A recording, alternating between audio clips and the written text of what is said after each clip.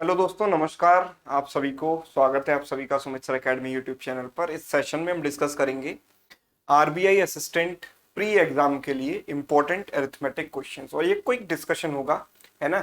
जल्दी जल्दी हम देखेंगे यहाँ पर 25 कौन से इम्पोर्टेंट क्वेश्चंस हैं अरिथमेटिक के जो आरबीआई असिस्टेंट के लिए करना बहुत ज़्यादा जरूरी है। और उससे पहले मैं आपको बता दूं कि ये देखो, इस समय सभी बच्चे सोए हुए हैं, है ना। सोए इन अ सेंस के अभी कोई एग्जाम का नोटिफिकेशन नहीं है।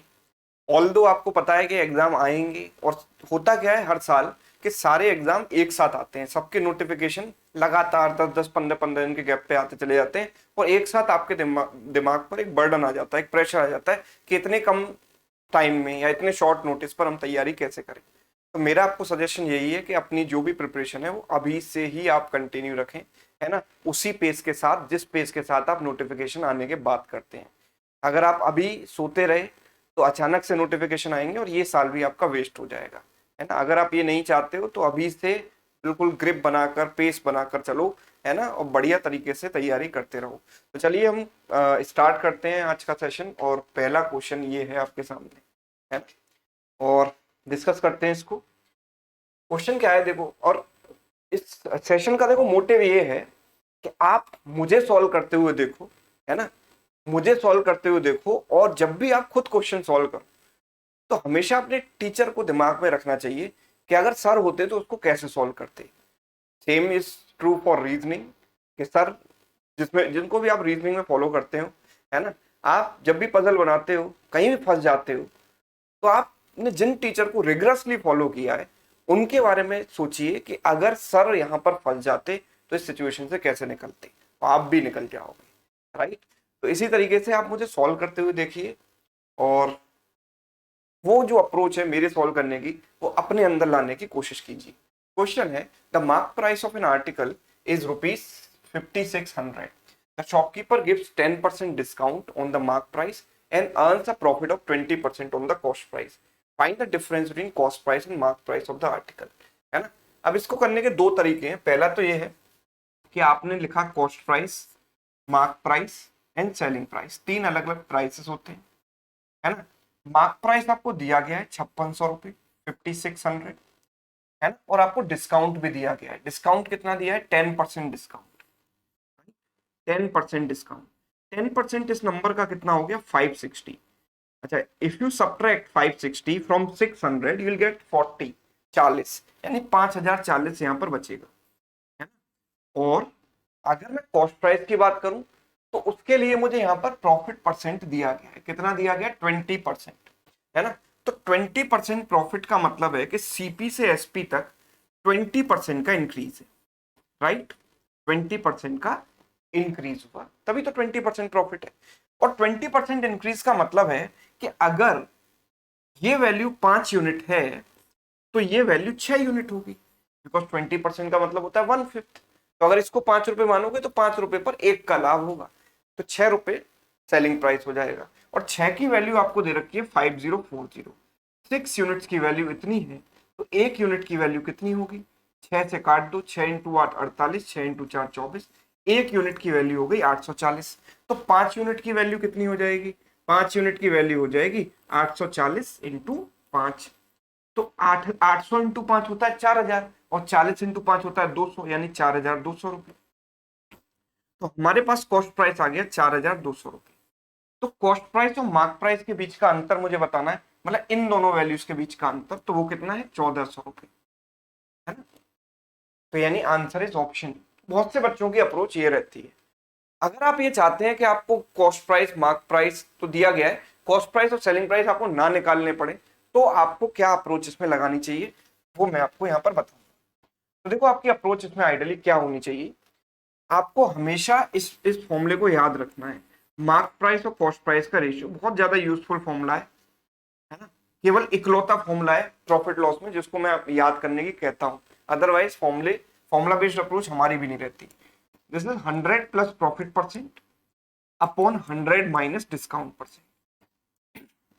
एमपी और सीपी के रेशो को आप निकाल सकते हो अगर आपको प्रॉफिट परसेंट और डिस्काउंट परसेंट दिया गया है तो देखो, एमपी और सीपी का रेशियो क्या बना? 100 प्लस प्रॉफिट परसेंट आपको दिया है कितना 20, तो 100 प्लस 20 यानी 120, और 100 माइनस डिस्काउंट, डिस्काउंट इज 10, तो 100 माइनस 10 इज 90, यानी कि ये रेशियो आ गया, अगर 30 से काट दें तो 4:3। और हमें मार्क प्राइस कितना दिया गया था 5600, तो 4 यूनिट, ये मार्क प्राइस कितना 4 यूनिट, 4 यूनिट की वैल्यू है 5600, तो 1 यूनिट की वैल्यू कितनी हो गई 1400।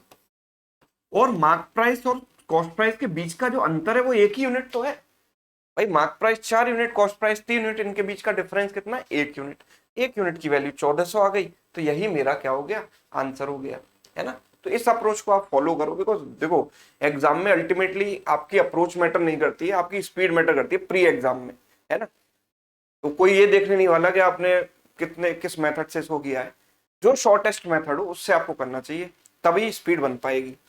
सेकंड क्वेश्चन देखते हैं, चलिए। In how many different ways can the letters of the word lavish be arranged with or without meaning so that the consonant always come together? तो टारगेट क्या है कि कॉन्सोनेंट एक साथ आए, LAVISH, this is the word. अब consonant एक साथ आ रहे हैं मतलब LVSH, ये चारों एक साथ आएंगे, चारों एक साथ आएंगे, तो चारों को मैंने एक बॉक्स में बंद कर दिया, LVSH, मैंने ये कह दिया कि चारों एक साथ बैठेंगे। सपोज ये 4 बच्चे हैं, स्टूडेंट है, जो हमेशा एक साथ बैठना चाहते हैं क्लास में, तो मैंने चारों को एक सीट पर एक साथ बिठा दिया कि भाई चलो तुम्हारी सीट फिक्स हो गई, तुम यहीं बैठोगे एक साथ, है ना। अब बचे कौन, वॉवल्स बचे A एंड I, उनको मैंने अलग कर दिया। तो अब मेरे पास कुल मिलाकर कितने लेटर हो गए, एक तो ये कंप्लीट कॉम्बिनेशन, दूसरा ये और तीसरा ये, जिनको मैं 3 फैक्टोरियल तरीके से अरेंज कर सकता हूं, 1 2 3 है, 3 फैक्टोरियल तरीके से अरेंज हो जाएंगे। लेकिन क्योंकि ये एक साथ बैठेंगे, केवल इतनी कंडीशन है, ये इस ऑर्डर में बैठेंगे या नहीं ये जरूरी नहीं है, तो ये अपने ऑर्डर को चेंज कर सकते हैं, है ना। तो ये कितने तरीके से अपने ऑर्डर को चेंज कर सकते हैं, बिकॉज 4 लेटर है, चारों डिफरेंट है, 4 फैक्टोरियल, तो ये हो गया 6, ये हो गया 24, तो 24 इंटू 6 इज 144, तो हमारा जो आंसर हो गया वो कितना हो गया 144, यस, जो कि है ही नहीं ऑप्शन में, so none of these is right answer, है ना। तो कॉन्सोनेंट्स को हमें एक साथ रखना था, तो LVSH को हमने एक साथ रखा, A और I को अलग कर दिया, तो 1 2 3 यानी 3 factorial which is nothing but 6, है ना। और इन चारों को आपस में आप अरेंज कर सकते हो 4 फैक्टोरियल वेज में, तो जो हो गया 24, तो 24 इंटू 6 इज 144, इस तरीके से हमारा आंसर है। चलिए तीसरा सवाल आप देखें, the speed of the boat in upstream is 6 kilometre per our and the speed of the boat in downstream is 12, तो अपस्ट्रीम और डाउनस्ट्रीम दोनों स्पीड दे रखी है, इससे अच्छी बात क्या होगी। Boat travels for 6 hours in still water, then find in how much time it would have, or we can say how much time it would have saved if it had traveled the same distance in downstream, तो कितना समय कम लगता। तो downstream में देखो, पहले तो हमें हमारा टारगेट है कि हम डिस्टेंस निकालें, तो डिस्टेंस कितना है, क्या मैं ये कह सकता हूँ कि डिस्टेंस है 6 घंटे में वो दूरी उसने ट्रेवल की है स्टिल वाटर में, है ना। अब स्टिल वाटर की स्पीड हम कैसे निकालते हैं, स्टिल वाटर की स्पीड को मैं एक्स से बोलता हूँ, एक्स से रिप्रेजेंट करता हूँ, वो होती है डाउनस्ट्रीम और अपस्ट्रीम का average, D plus you by 2, है ना। तो D is 12 and U is what 6 divided by 2, यानी दिस इज नथिंग बट 9, है ना। तो स्पीड तो हो गई 9 और टाइम कितना लगा है 6 घंटे, तो डिस्टेंस हो गई 54 किलोमीटर, एग्री, सभी लोग सहमत हैं इस बात से। अच्छा डिस्टेंस अगर 54 हो गई तो डाउनस्ट्रीम चलने में कितना समय लगेगा, time taken in downstream will be distance upon downstream speed. What is downstream speed? 12. तो 12 से अगर इसको मैंने काटा 12 इंटू 4 48, 6 बचेगा, 12 इंटू 5 60, 4.5 आवर्स उसको लगेंगे। तो स्टिल वाटर में चलने में 6 घंटे लग रहे थे और अब लग रहे हैं 4.5 आवर्स, तो कितना टाइम सेव कर लेती बोट, 1.5 आवर्स उससे कम लगता, तो आंसर मेरा हो जाएगा ऑप्शन सी, ठीक है। एक तो ये अप्रोच है, दूसरी अप्रोच क्या कहती है वो भी समझ लो। दूसरी अप्रोच मेरी है कि रेशियो वाले मेथड से इसको हम कैसे कर सकते हैं वो भी तो समझते हैं। देखो हमें दो चीजों को कंपेयर करना है, स्टिल वाटर और डाउनस्ट्रीम, राइट। तो स्टिल वाटर को मैंने बोल दिया x और डाउनस्ट्रीम को बोल दिया d। स्टिल वाटर में जो स्पीड हम निकालते हैं वो कैसे निकालते हैं, d plus you by two, जो कि आप मेंटली कर सकते हो। 6 plus 12 18 by two is 9। And downstream speed हम कैसे निकालते हैं, निकालनी क्या है, दी गई है 12, यानी दिस रेशियो बिकम्स 3:4। यस, ये 3:4 हो गया। ये किसका रेशियो है, स्पीड का रेशियो है। अगर मैं टाइम के रेशियो की बात करूंगा तो मैं ये कह सकता हूं कि स्पीड के रेशियो का रिवर्स होगा, because question talks about the same distance. Same distance पर स्पीड और टाइम के रेशियो रिवर्स होते हैं। तो हम ये कह सकते हैं कि डाउनस्ट्रीम स्पीड में, सॉरी स्टिल वाटर में जो उसे समय लग रहा है वो 4 यूनिट है, जिसकी वैल्यू 6 घंटे है। तो अगर वो डाउनस्ट्रीम में चलती तो कितना समय कम लगता, 1 unit, right.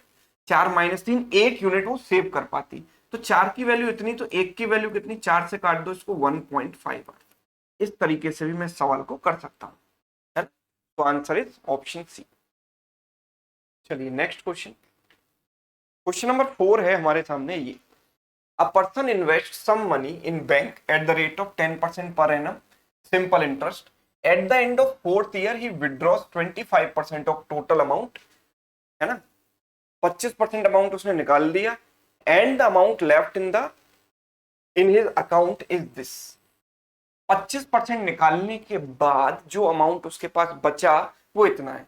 So how much he invested in the bank, ठीक है, ये बताना है। अच्छा, 25% निकालने के बाद जो अमाउंट बचेगा, क्या मैं कह सकता हूं कि वो पूरे जितना अमाउंट होगा उसका 75% बचेगा। अगर आप किसी भी चीज में से 25% निकाल लेते हो तो 75% बचता है ना। तो यानी कि हम ये कह सकते हैं कि ये वैल्यू टोटल की 75% होगी। अगर ये टोटल की 75% होगी तो 1% कितना होगा, डिवाइड बाई 75। तो 100% कितना होगा, इंटू 100। मतलब ये अमाउंट 4 साल के एंड में उसके अमाउंट अकाउंट में था, राइट। ये अमाउंट 4 साल के एंड में उसके अकाउंट में था। भाई 75% जो बचा हुआ है वो इतना है, तो 1% कितना हो गया, this divide by 75। So total कितना हो गया, 100%, है ना। तो this is amount, and amount is nothing but principal plus interest. Principal is P, and interest कितनी होगी, वी कैन से 10%, और 4 साल की इंटरेस्ट मिलेगी, वी कैन से 40%। 10 × 4 40%, और 40% का मतलब होता है 2/5, 40/100 मतलब 2/5। तो प्रिंसिपल प्लस इंटरेस्ट बराबर अमाउंट। तो this becomes 7/5 P equals to, इसको अगर हम देखें तो 25 से 3 बार और 4 बार इसको कैंसिल कर सकते हैं। 3 से काट दो, 3 × 6 18, 3 × 6 18, 3 × 5 15।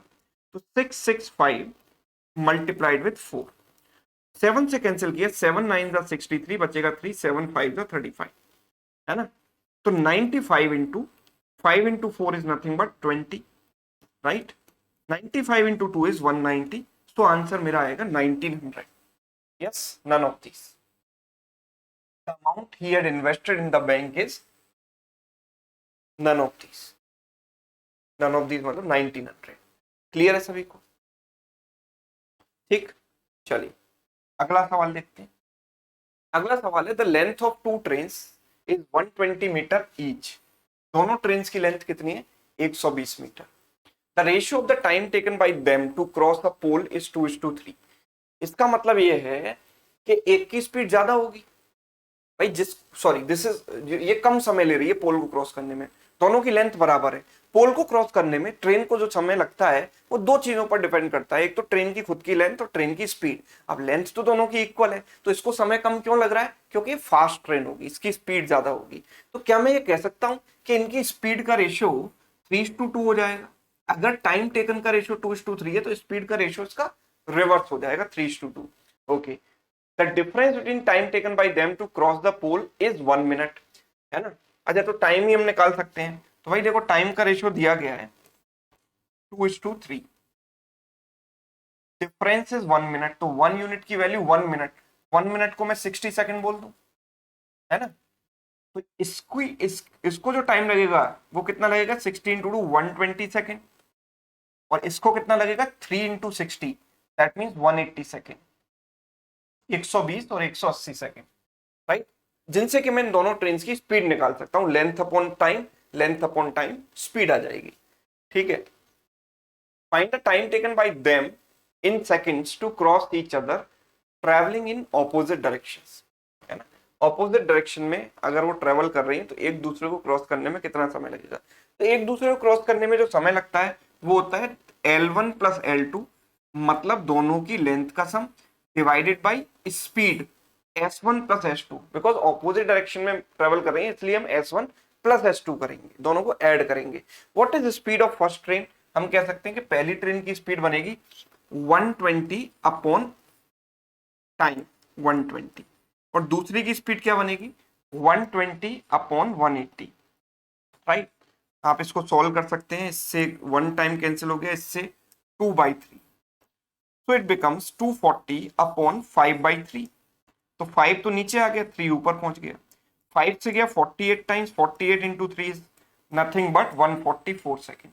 तो आंसर आएगा ये, राइट। अब मेरा सवाल ये है कि क्या मुझे यहां पर लेंथ नहीं भी दी गई होती तो भी मैं इसको कैलकुलेट कर सकता था या नहीं कर सकता था? क्या मुझे यहाँ पर लेंथ की जरूरत है? नहीं। आप खुद देख पा रहे हो कि लेंथ लेंथ दोनों और नीचे 120 से 120 कट जाएगा, तो 120 की जगह कोई और भी वैल्यू होती तो क्या ही फर्क पड़ता। मतलब ये जो क्वेश्चन है इसका आंसर, इसका सॉल्यूशन ट्रेन की लेंथ पर डिपेंड ही नहीं कर रहा है। तो इसका मतलब हम ये भी कर सकते थे कि दोनों ने जो पोल को क्रॉस करने में समय लिया उसका रेशियो है ये 2:3। पोल को क्रॉस करने में जो समय लिया है उसका रेशियो है 2:3। तो जब ये एक दूसरे को क्रॉस करेंगी, जब ये एक दूसरे को क्रॉस करेंगी, है ना, इस तरीके से ऑपोजिट डायरेक्शन में मूव कर रही हैं, तो वो डिस्टेंस कितनी चलेंगी? क्या मैं कह सकता हूं कि डिस्टेंस वो 120 प्लस 120, मतलब जितनी जो भी उनकी लेंथ होगी उसकी डबल चलेंगी। यस, उसकी डबल चलेंगी। और इनकी जो जो इनको टाइम लगेगा, क्या मैं ये कह सकता हूं कि जैसे इसको पोल को क्रॉस करने में जो समय लग रहा है और इसको पोल को क्रॉस करने में जो समय लग रहा है ना, इसको पोल को क्रॉस करने में 120 सेकंड लग रहा है और इसको पोल को क्रॉस करने में लग रहा है 180 सेकंड। तो क्या हम इसको रिलेट करके, इन टाइम्स का यूज करके ये वैल्यू निकाल सकते हैं? सोचिए इस चीज को। Time taken by them to cross each other travelling in opposite directions, क्या ये वैल्यू बिना लेंथ के आ सकती है? बिल्कुल आ सकती है। अगर मुझे 120 नहीं दिया गया होता तो भी मैं इसका आंसर निकाल सकता था, पर उसके लिए मुझे करना वही काम पड़ता जो अभी किया है। 120 लेकर जैसे हमने किया है ना, तो यहां पर हम टाइम टेकन टू क्रॉस कैसे निकालते? लेंथ मुझे अननोन थी, suppose L plus L upon इसका जो इसकी जो स्पीड आएगी वो आएगी L अपॉन 120 और इसकी स्पीड आएगी L अपॉन 180। ये तो मुझे करना ही पड़ता। फिर यहां से मैं L L L L cancel कर देता, 1 प्लस 1 ऊपर 2 हो जाता, नीचे इनका एलसीएम लेता 120 और 180 का, है ना, 360, और ये बनता 3 प्लस 2 5, है ना, 5 से कैंसिल हो जाता 5 7 टाइम्स, 2 टाइम्स 72 इंटू 2 144 मेरा आंसर आ जाता। इसका मतलब ये है कि अगर ये लेंथ मुझे नहीं भी दी जाए तो भी मैं इसका आंसर कर सकता हूं, सी एंड डी नहीं होगा इसका आंसर। यस, चलिए question number 6। If the average of 10 numbers is 90, each of the number is increased by 10% and 5 more numbers, the average of which is 50, is added with them, find the new average approx। तो देखो भाई, 10 numbers का average 90 है। अगर मैं सारे numbers को 10% से इंक्रीज कर दूंगा तो एवरेज की प्रॉपर्टी होती है कि सभी नंबर्स को अगर आप p% से इंक्रीज करते हो तो एवरेज में भी सेम इंपैक्ट आता है, एवरेज भी उतने ही परसेंट से इंक्रीज हो जाता है। तो अगर हम यहाँ बात करें कि नंबर 10 नंबर्स का एवरेज 90 था और मैंने अगर सारे नंबर्स को 10% से बढ़ा दिया, चाहे वो नंबर कुछ भी क्यों ना हो, तो एवरेज भी 10% से बढ़ जाएगा। मतलब 90 का 10% होता है 9, वो इसमें ऐड हो जाएगा, मतलब इनका एवरेज हो जाएगा 99। ठीक है, इनका एवरेज हो गया 99। और ये कितने नंबर थे? 10 नंबर, तो इनका सम कितना हो गया 99 इंटू 10 प्लस। अब बाकी मैंने 5 नंबर इनमें ऐड किए जिनका एवरेज 50 है ना, तो 50 is the average and how many numbers are there? 5 numbers. तो इनका सम हो गया 50 इंटू 5 डिवाइडेड बाई टोटल कितने नंबर्स हो गए? 10 प्लस 5 15। इससे डिवाइड कर दो क्योंकि एवरेज निकालना है। तो 5 से हमने काट दिया, सबसे पहले 5 से 2 बार, 5 से गया 3 बार। 99 into 2 is 198, 198 plus 50 is 248 divided by 3, 3 8 जा 24, 3 2 जा 6, 82.66 हमारा आंसर आएगा। 82.67 हम इसको कह सकते हैं, that means option C is right. Clear? चलिए अगला सवाल। The mark price of an article is 350, the article was sold at rupees 300 and thus the loss incurred was equivalent to 10% of selling price of the article. So by how much percent is the mark price of the article more than cost price of the article? करते हैं इसको, देखो किस तरीके से कर सकते हैं। हम ये कह सकते हैं कि भाई मार्क प्राइस 350 था, है ना, मार्क प्राइस कितना था 350 and article was sold at rupees 300, मतलब सेलिंग प्राइस 300 था। यस, कॉस्ट प्राइस की बात है जो मुझे अभी पता नहीं है, वो हम देखेंगे अभी, है ना, तो कॉस्ट प्राइस मुझे निकालना पड़ेगा। तो इसके लिए मुझे दिया गया है there is a loss of 10%, but that 10% is of selling price. 10% selling price का है, यानी कि जो लॉस हुआ है वो इसका 10% है, 30 रुपए। 30 रुपए लॉस होने का मतलब ये है कि cell cost price selling price से 30 रुपए ज्यादा था, यानी 330 रुपए। यस, तो by how much percent is the mark price of the article more than cost price. तो आप ये देखो कि इससे कितना परसेंट ज्यादा है, तो हम ये कह सकते हैं इससे 20 ज्यादा है। किस पर? 330 पर। 20/330 इंटू 100। यस, यही आएगा। इससे कैंसिल हो गया, है ना, तो ये हो गया 200/33। 200/33। यस, सो 33 से कितने टाइम जाएगा ये? 6 टाइम्स, आई थिंक 6 टाइम्स कितना हो गया? 198 बचेगा, 6 पॉइंट समथिंग परसेंट आएगा। 6 पॉइंट समथिंग परसेंट, मतलब ऑप्शन ए। ठीक है, ऑप्शन ए इज करेक्ट। आगे बढ़ते हैं, 8वां सवाल देखते हैं। अगला सवाल आपके सामने, if Ram walks at 25% less than his usual speed then he reaches his school half an hour later than the usual time. तो आधे घंटे लेट हो जाता है, अगर वो स्पीड अपनी 25% से कम करता है तो आधे घंटे लेट हो जाता है। How many hours he would have taken if he had walked at 25% more than usual speed? यहाँ पर 3 सिचुएशन है, 3 सिनेरियो है। उसकी यूजुअल स्पीड मैंने मान ली 4। यस, 4 क्यों मानी? क्योंकि 25% का फिगर हमें दिया गया, जिसका मतलब होता है 1/4। तो पहले केस में वो 25% कम कर रहा है अपनी स्पीड, मतलब 4 में 1 कम कर दिया, 3। और दूसरे केस में वो 25% बढ़ा रहा है, मतलब 4 में 1 बढ़ा देगा, 5 हो जाएगी। तो क्या मैं ये कह सकता हूं कि जो टाइम का रेशियो होगा वो क्या होगा? 4:35 से 5:34 कर दें? नो, है ना, that is most common mistake. तो हमें क्या करना है? 1/4, 1/3, 1/5, इस तरीके से चलना है। 534 का एलसीएम कितना हो गया? 60। 60 से पूरी इक्वेशन में मल्टीप्लाई कर देंगे तो 15, 20 एंड 12, ये रेशियो आ जाएगा टाइम टेकन का। यस, तो इन दोनों केसेस में देखो, यहां पर जो है हाफ एन आवर लेट हो रहा था। हाफ एन आवर का मतलब 30 मिनट्स, मतलब यहां पर जो लेट हो रहा है वो 5 यूनिट एक्स्ट्रा टाइम उसे लग रहा है, जो कि 30 मिनट्स के बराबर है। तो 1 यूनिट की वैल्यू कितनी हो गई? 6 मिनट। 1 यूनिट की वैल्यू 6 मिनट हो गई। तो अगर वो 25% ज्यादा स्पीड से चलता है तो डेफिनेटली उसे कम समय लगेगा। ठीक है, तो उसे कितना समय लग रहा है? 12 यूनिट। तो 12 यूनिट की वैल्यू कितनी हो जाएगी? 12 यूनिट की वैल्यू हो जाएगी 72 मिनट। यस, क्योंकि 1 की वैल्यू 6 है, तो 12 इंटू 6 72 मिनट। तो 72 मिनट को अगर मैं आवर्स में कन्वर्ट करूंगा तो 72 डिवाइड बाई 60, 6 से काटेंगे तो कितने टाइम जाएगा? 12 टाइम्स। 12/10 मतलब 1.2 आवर्स। तो कितना समय उसे लगेगा? 1.2 आवर्स। Option B. बिल्कुल आराम आराम से समझा रहा हूं ताकि सबको समझ में आए। यस, कोई जल्दी नहीं है, आराम से आप समझिए। नेक्स्ट क्वेश्चन देखिए, question number 9। The ratio of milk to water in a solution is 5:3। 20 liter water is added in the solution, then the quantity of milk becomes half of the quantity of solution.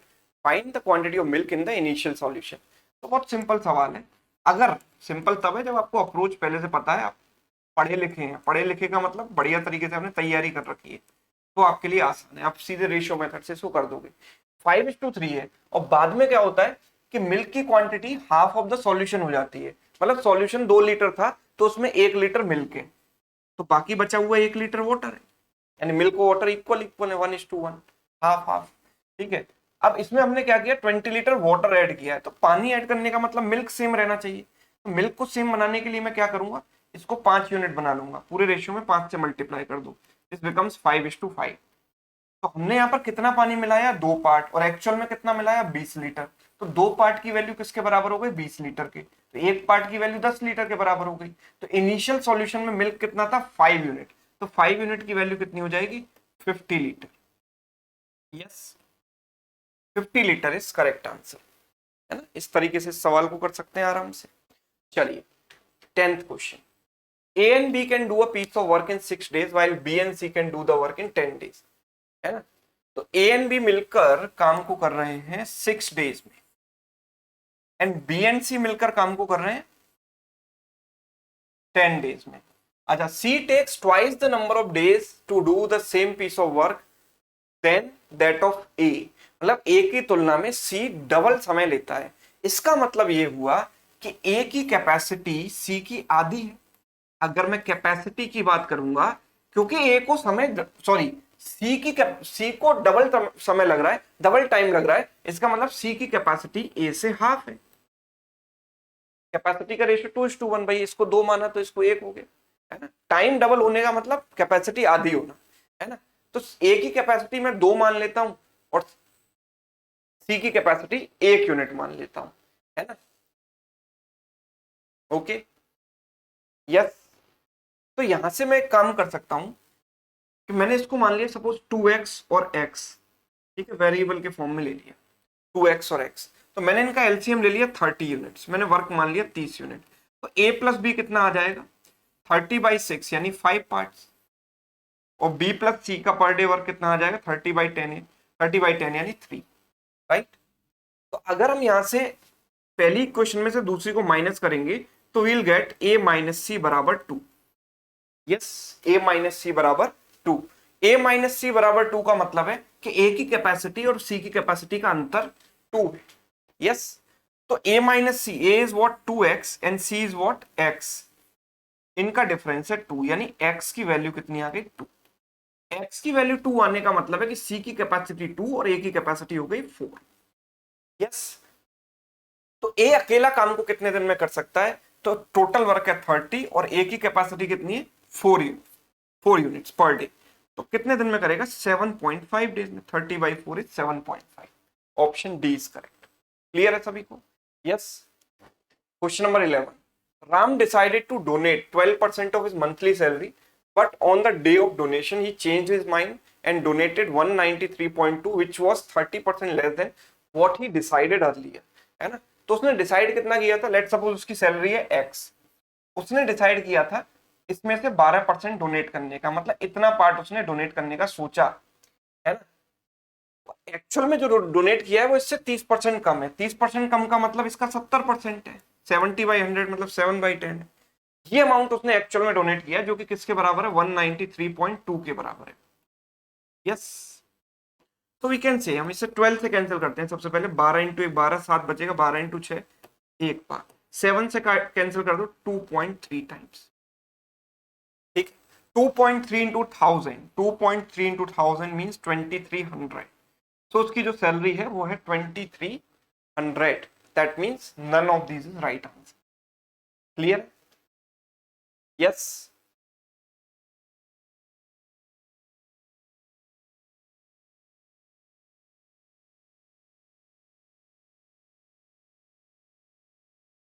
चलिए next question देखते हैं। 12 buckets of water fill a tank when the capacity of each bucket is 13.5 liters। मतलब एक tank को fill करने में 12 बाल्टी पानी लगता है। 12 बकेट्स एक टैंक को फिल कर सकती हैं और एक बकेट की जो कैपेसिटी है वो है 13.5 litres. Yes, how many buckets will be needed to fill the same tank if the capacity of each bucket is 9 litres, है ना। तो अब कितनी बकेट्स लगेंगी? तो मैं ये कह सकता हूं कि भाई 12 बकेट है, एक की कैपेसिटी है इतनी 13.5, तो टैंक की कैपेसिटी इतनी हो गई 12 इंटू 13.5। अब नंबर ऑफ बकेट्स हुई सपोज n, और एक बकेट की कैपेसिटी कितनी हो गई है? 9 लीटर। मैंने दोनों को इक्वल क्यों किया? बिकॉज टैंक तो वही है भाई, बकेट की कैपेसिटी चेंज करने से टैंक की कैपेसिटी थोड़ी बदलेगी। तो टैंक में कितना पानी था? इतना, और अभी भी टैंक में उतना ही पानी है ना। क्योंकि हमने नंबर ऑफ बकेट्स कम कर दिए तो ईच बकेट की कैपेसिटी कम कर दी है, तो नंबर ऑफ बकेट्स ज्यादा लगेंगी। यस, तो बस इसको सॉल्व कर लो। 9 से काट दो, 9 इंटू 1 9, 9 इंटू 5 45, n की value 12 into 1 is 12 and 12 into 0.5 मतलब 12 का आधा 6, 12 plus 6 is what 18. So how many buckets are now needed? 18. Next question. A trader marked the price of his goods 20% more than the cost price.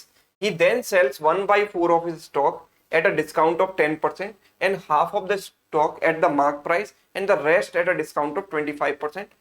What is the gain percent? बस simple देखो ऐसे करना है.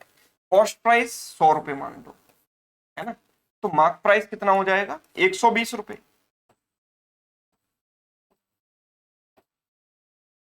120 रुपए. He then sells 1/4 of his stock. तो इसका जो 1/4 हुआ वो कितना हुआ आप मुझे बताओ. इसका 1/4 हुआ, 1/4 स्टॉक की कीमत 30 रुपए हो गई. 30 रुपए उसका एमआरपी हो गया और उसको उसने डिस्काउंट पर बेचा. कितने डिस्काउंट पर बेचा? 10% डिस्काउंट पर. 10% डिस्काउंट पर मतलब इसका जो सेलिंग प्राइस हुआ वो कितना हुआ 30 माइनस 3 यानी 27 रुपए. And half of the stock at the mark price. Half का मतलब है 60. मार्क प्राइस पर ही बेचा मतलब 60 ही रुपए में बेचा. And the rest at a discount of 25%. Rest कितना बचा 60 प्लस 30 90. इसमें से 90 चला गया तो 30 बचा. इसको आप 25% डिस्काउंट पर बेच रहे हो. इसका 25% कितना हो जाता है भाई 1/4 इसका 7.5. 7.5 कम करोगे तो 22.5 आएगा. मतलब ओवरऑल सेलिंग प्राइस हमारे पास कितना हो गया 109.5. यस 109.5. तो what is the gain percent? तो हम ये कह सकते हैं कि 100 रुपए की चीज को 109.5 पर आप बेच रहे हो मतलब 9.5% का गेन हो रहा है. यस क्लियर है सभी को. चलिए नेक्स्ट क्वेश्चन देखते हैं. Question number 14. A dishonest retailer cheats his wholesaler and customer both. He purchases 19% more from the wholesaler and sells 15% less while selling the customer. What is the profit percent by selling the goods at the cost price? मतलब मैं सीधे सीधे cost price और selling price का ratio निकाल सकता हूं. कैसे देखो, मतलब जो 100 रुपए की चीज थी या 100 ग्राम आर्टिकल था, खरीदते समय उसने क्या किया 19% धोखाधड़ी से ज्यादा ले लिया, 119 ले लिया, है ना.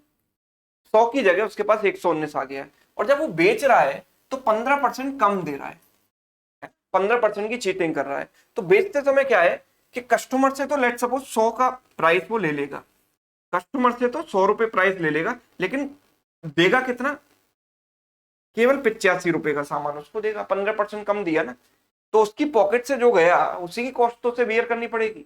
और कस्टमर से तो पूरे 100 का प्राइस ले लिया और कस्टमर को दिया कितना 85 का सामान. इनका मल्टीप्लाई कर देंगे, इनका मल्टीप्लाई करेंगे तो इससे ये कट जाएगा. 17 से 5 बार, 17 से 7 बार कट जाएगा. अल्टीमेटली रेशियो आ गया 5:7. हम ये कह सकते हैं कि यहाँ प्रॉफिट हुआ है 2 रुपए का 5 पर. 2/5 इंटू 100 मतलब 40%. तो there is a profit of 40%. Option D. Clear. चलिए next question is again based on dishonest merchant. A dishonest dealer marks up the price of the goods by 70% and gives a discount of 10% to the customer. ठीक है, तो 70% ऊपर mark करने का मतलब है कि 100 रुपए की चीज को 170 पर उसने मार्क किया. अच्छा, डिस्काउंट भी दिया 10% का, मतलब 10 रुपए की चीज पर 1 रुपए का डिस्काउंट दे दिया, 9 रुपए हो गया यहाँ पर. He also uses 900 gram weight instead of 1 kg. मतलब कस्टमर से तो 1000 ग्राम के पैसे ले लेगा और देगा कितना केवल 900 ग्राम. तो जो हमने पिछले क्वेश्चन में किया बिल्कुल वही अप्रोच है. ओवरऑल प्रॉफिट परसेंट हम निकाल सकते हैं. इससे कैंसिल हो गया, 9 से 9 कैंसिल, 10 से 10 कैंसिल, इससे ये कैंसिल. तो अल्टीमेटली 10:17 आ गया ना, या 100:170 भी लिख ही सकते हैं उसको. तो कितने परसेंट का गेन है 70% का gain. That means option A is correct. Yes, तो रेशियो मेथड से डिसऑनेस्ट वाले क्वेश्चन आप ऐसे ही सॉल्व कर दोगे. A merchant marks of the cost of cloth by 30% and then gives 20% discount on the mark price to all his customer. What is the profit or loss percent in the winter when the meter scale shrinks by 10% due to cold? तो ना चाहते हुए भी बेचारा cheating कर रहा है. वो चीटिंग 10% की हो रही है, मतलब कस्टमर को 10% कम मिल रहा है. तो हम ये कह सकते हैं कि सबसे पहले 30% ऊपर मार्क किया, मतलब 100 रुपए की चीज को 130 पर वो मार्क कर रहा है. उसके बाद 20% का डिस्काउंट दे रहा है, मतलब 5 रुपए पर 1 का डिस्काउंट दे रहा है. 5 रुपए की चीज को 4 में बेच रहा है. उसके बाद due to metre scale shrinking 10% customer को कम मिल रहा है. यानी कस्टमर से अगर ₹10 प्राइस लिया जा रहा है तो उसको ₹9 का ही आर्टिकल मिल रहा है। कस्टमर से सेलिंग प्राइस ले लिया ₹10 का और कॉस्ट गई केवल ₹9 की उसके पास से। तो बस इसको आप सॉल्व कर लो। इस 0 से 0 कैंसिल, 10 से 10 कैंसिल, है ना, और तो कुछ कैंसिल होगा नहीं। तो हम कह सकते हैं यहाँ पर दिस इज 9 5 45 एंड 13 4 52। तो हम ये कह सकते हैं देयर इज अ प्रॉफिट, है ना। तो लॉस वाले ऑप्शन तो कैंसिल ही हो गए। अब ये प्रॉफिट कितना है, मैं कह सकता हूँ ₹7 का प्रॉफिट है 45 पर। 7/45 इंटू 100, 5 से काट दिया 20 बार, 5 से काट दिया 9 बार, तो 140/9, 9 इंटू 1 9, बचेगा कितना 5, 9 इंटू 5 45, 55.55% आएगा। We can say profit of 55.56%। Yes, चलिए next. A book was sold for a certain sum and there was a loss of 20%. Had it been sold for ₹3 more, then there would have been a profit of 30%. If it was sold for 6.60, then the profit or loss percentage would have been what? तो हम ये कह सकते हैं there is a loss of 20%. That means cost price and selling price का ratio बनेगा 5:4. So there is a loss of 20%. So in the second case, there is a profit of 30%. That means 10:13. Yes. Now, in both the cases, the cost price must be same. दोनों cases में cost price तो same होना चाहिए ना। तो cost price same हम बना सकते हैं। इसको मैं 5:4 की जगह 10:8 लिख देता हूं। तो सेलिंग प्राइस में अंतर कितना आया, ₹5 का। इट इज सोल्ड फॉर ₹3 मोर, यानी ₹5 की वैल्यू जो है वो ₹3 के बराबर है। 5 यूनिट की वैल्यू ₹3 के बराबर है, तो 1 यूनिट की वैल्यू कितनी हो गई, 3/5 के बराबर। यानी कि कॉस्ट प्राइस हमारे पास कितना आ गया, ₹10, 10 यूनिट्स, तो 10 into 3/5 which is nothing but ₹6। तो कॉस्ट प्राइस आ गया ₹6। और अगर मैं उसे 6.6 में बेच रहा हूं, सेलिंग प्राइस हमारा 6.6 है, तो there is a profit of ₹0.6 over 6। तो 0.6 इसका 10% है, so there is a profit of 10%। So first option is correct answer. Yes, first option is right answer. ठीक है, क्लियर है। चलिए next. A company had been selling its pianos at a discount of 20% on the mark price of ₹325। ठीक, ₹325 MRP था, उस पर 20% discount देती थी कंपनी। To increase its sales, it decided to allow an additional discount so that piano could be sold for ₹234। So what was the second discount allowed. तो second discount कितना percent था। तो हम ये कह सकते हैं, देखो अगर ₹325, अब यहाँ पर देखो 325, ओके 325 234 दोनों है, तो ठीक है। एक काम करते हैं, मार्क प्राइस है ₹325, पहले उसने एक डिस्काउंट दिया 20% का, और फिर दूसरा डिस्काउंट दिया लेट सपोज X% का, और फाइनली जो सेलिंग प्राइस आया वो 234 आ गया। यस, अब इस डिस्काउंट का मतलब है कि ₹5 में एक का डिस्काउंट दिया, मतलब ₹4। इसका रेशियो कितना है मुझे नहीं पता भाई, यहाँ पर क्या हो रहा है, I do not know the value of x, तो मैं इसको A:B मान लेता हूँ। और अल्टीमेटली जो रेशियो बनेगा वो क्या बनेगा, ₹325 की जो जो एमआरपी थी वो किस पर आ गई, 234 पर आ गई, डिस्काउंट देते हुए, दो सक्सेसिव डिस्काउंट देने के बाद। यस, तो अगर मैं इसको कैंसिल करूंगा तो किससे कैंसिल कर सकता हूँ, किससे कर सकते हैं इसको, 25 इंटू क्या है ये, 25 इंटू 1, देन 7 बचेगा, 13 से ये कट रहा है तो 13 से वो भी कटेगा। 13 से अगर इसको कैंसिल करें, 13 इंटू 26, 13 इंटू 5 65, 13 से कैंसिल किया तो 13 इंटू 13, 13 इंटू 8 104, है ना। तो इन दोनों का मल्टीप्लाई किया 5A, और इन दोनों का मल्टीप्लाई किया 4B। 5A:4B की जो वैल्यू आएगी वो किसके बराबर आएगी, रेशियो 25:18 के बराबर ये रेशियो आ जाएगा। तो 5 से गया कितनी बार, 5 बार, ठीक है। 2 से गया 2 बार, और 2 से गया 9 बार। तो A:B कितना हो गया, 5 इंटू 2 10, 10/9। मतलब जो दूसरा डिस्काउंट था वो A:B के रेशियो में था, मतलब कितना परसेंट का था, 10% का था। 10 पर ₹1 का डिस्काउंट दिया, मतलब 10%। तो द सेकेंड डिस्काउंट वॉज 10%। ठीक है, we can figure it out by using this ratio method. ठीक है, और else you can use formula a plus b plus a b by 100। यहाँ पर आप नेट चेंज निकाल लो और फिर देखो a plus b plus a b by 100 लगा के। मुझे रेशियो वाली अप्रोच बेटर लगती है। समवन, अब यहाँ पर नाम मिस हो गया है, कौन है, कोई भी है चलो। Someone walks at a uniform speed at 5 kilometre per hour, 3 hours later B starts. Okay, यहाँ पर ए होगा फिर, ठीक है। A walks at a uniform speed of 5 kilometre per hour, 3 hours later B starts chasing him at a uniform speed of 8 kilometre per hour from the same point where A started. How far from the starting point will B catch a. तो देखो, जब B start करेगा उससे पहले ये 5 की speed से चल चुका होगा 3 घंटे तक, यानी 5 इंटू 3 15 किलोमीटर ये आगे निकल चुका है। 15 किलोमीटर आगे निकल चुका है। कितनी स्पीड से चल रहा है? 5 की स्पीड से। और सेकंड पर्सन ने स्टार्ट किया 8 की स्पीड से, ठीक है। तो अब जब इसकी स्पीड ज्यादा है तो कहीं ना कहीं किसी पॉइंट पर जाकर इसको कैच कर लेगा। लेट सपोज यहां पर कैच कर लिया, जितने टाइम में ये इतनी डिस्टेंस चलेगा उतने टाइम में ये भी इतनी ही डिस्टेंस चलेगा। यस, जितने टाइम में इसने डिस्टेंस चली उतने टाइम में इसने भी डिस्टेंस चली। तो अगर टाइम सेम है तो डिस्टेंस का रेशियो बराबर होता है स्पीड के रेशियो। डिस्टेंस का रेशियो स्पीड के रेशियो के बराबर होगा। मतलब ये 5 पार्ट चलेगा तो ये 8 पार्ट चलेगा। तो this is 8 parts, this is 5 parts, so how much is this?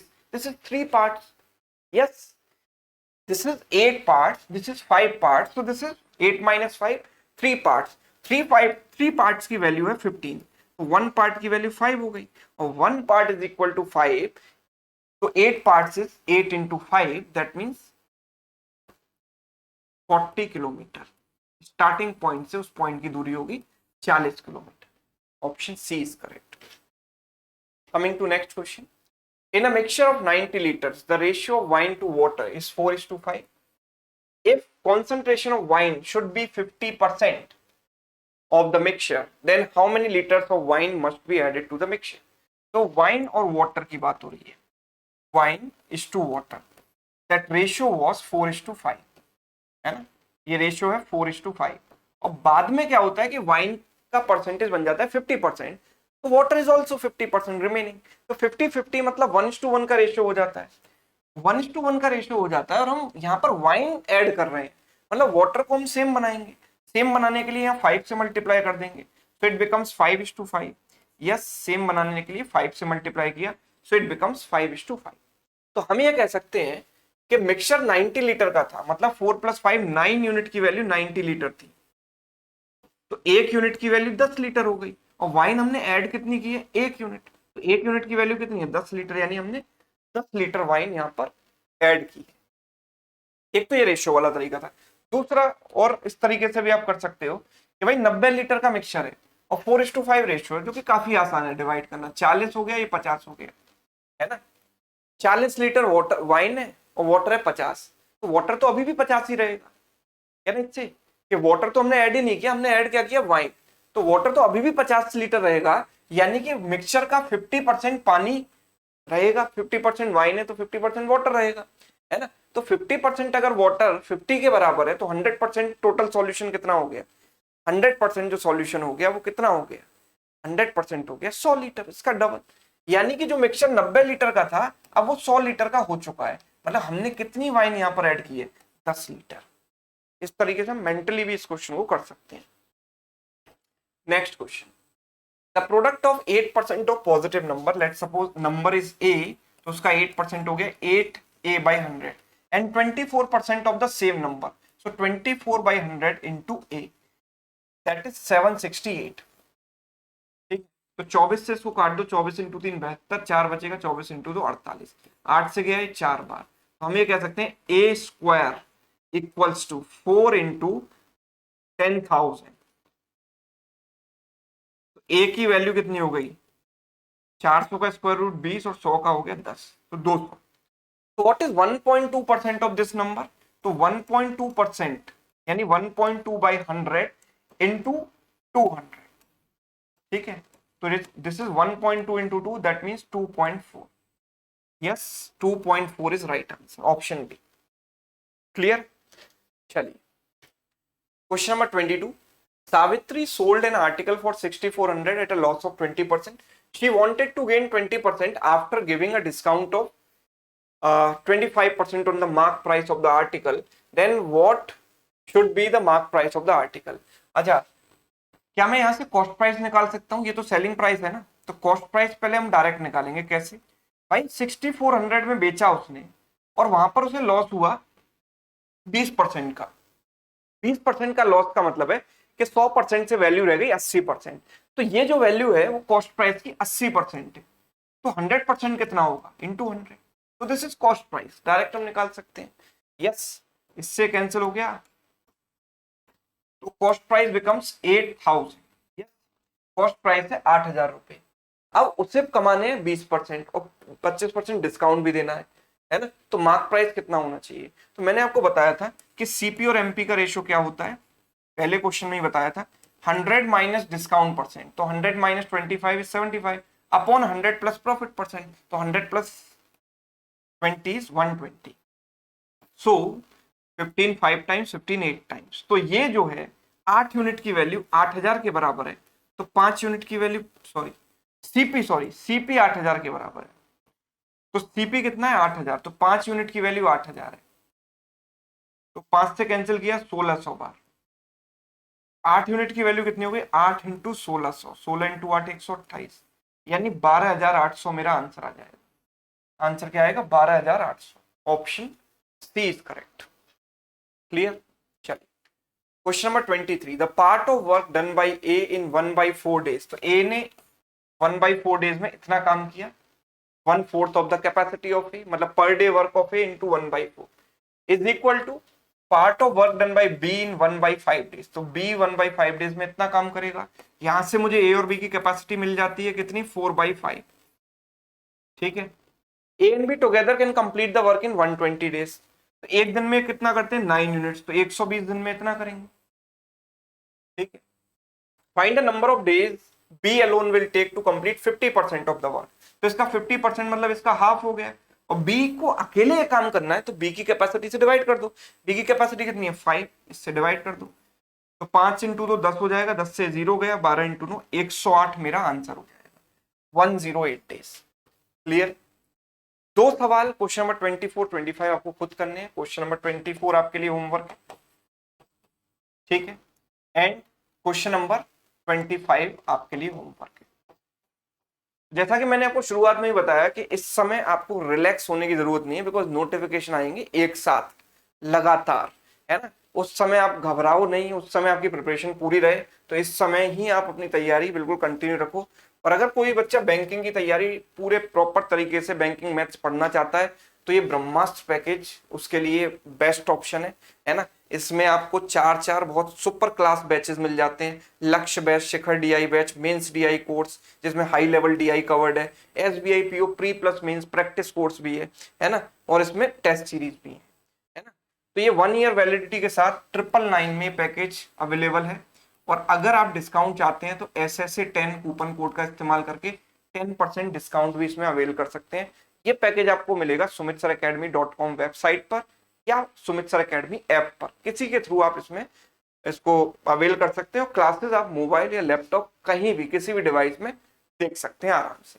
ठीक है, तो ये था आज का सेशन। ये कैसा आपको लगा ये जरूर बताइएगा, और होमवर्क क्वेश्चंस के आंसर कमेंट में जरूर दीजिएगा। चलिए, और अगर चैनल पर नए हो तो ऐसे ही सेशंस के लिए आप चैनल को सब्सक्राइब भी कर सकते हैं, और बेल आइकन को प्रेस करना बिल्कुल भी ना भूलें ताकि आपको नोटिफिकेशन मिल सके।